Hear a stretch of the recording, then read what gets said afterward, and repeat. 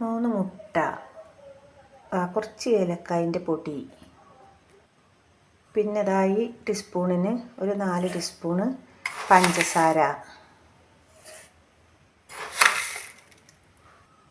പിന്നെ ഒരു നുള്ളു ഉപ്പ് ഇട്ടിട്ട് ഇത് നല്ലോണം ഒന്ന് ബീറ്റ് ചെയ്തെടുക്കുക.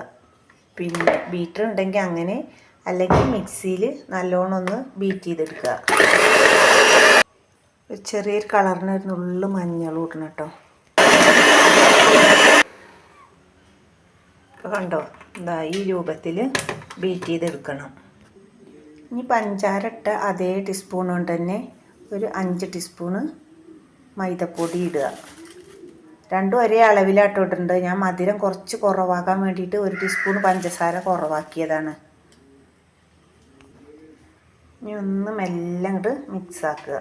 അപ്പോൾ ഇതാ മൈദപ്പൊടിയും പഞ്ചസാരയൊക്കെയുള്ള മിക്സിയിലേക്ക് ഇതാ നേന്ത്രപ്പഴം നെയ്യിൽ വഴറ്റി വെച്ചത് ഇത് ഇതിലേക്ക് ഇട്ട് കൊടുക്കുക.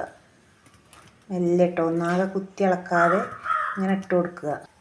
ഇതാ നെയ്യൊക്കെ തേച്ച് വെച്ചൊരു പാനുണ്ട് അവിടെ, ഇതിലേക്ക് ഈ മിക്സ് ഒഴിച്ചു കൊടുക്കുക. അപ്പോൾ അതൊക്കെ ഇതിലേക്ക് ഇട്ടു. ഈ സമയത്ത് വേണമെങ്കിൽ ഇതിൽ അണ്ടിപ്പരിപ്പും മുന്തിരിയൊക്കെ നെയ്യിൽ വഴറ്റിയിട്ട് ഇടാം കേട്ടോ. ഞാനത് വഴറ്റാൻ മറന്നു. ഇതങ്ങനെ ഒരു പഴയ പാൻ അടുപ്പത്ത് വെച്ചിട്ട് അതിൻ്റെ മേലെ ഇങ്ങനെ വെച്ച് ഒരു അടുപ്പ് അടച്ചിട്ട് ഒരു 10-20 മിനിറ്റ് വെക്കുക. അപ്പോൾ ഇതാ വെന്തുക്കണം കേട്ടോ. ഇതായത് നല്ലോണം വെന്തുക്കണം. തിരിച്ചിട്ട് വേവിച്ചൊന്നും വേണ്ട കേട്ടോ. ഇതാ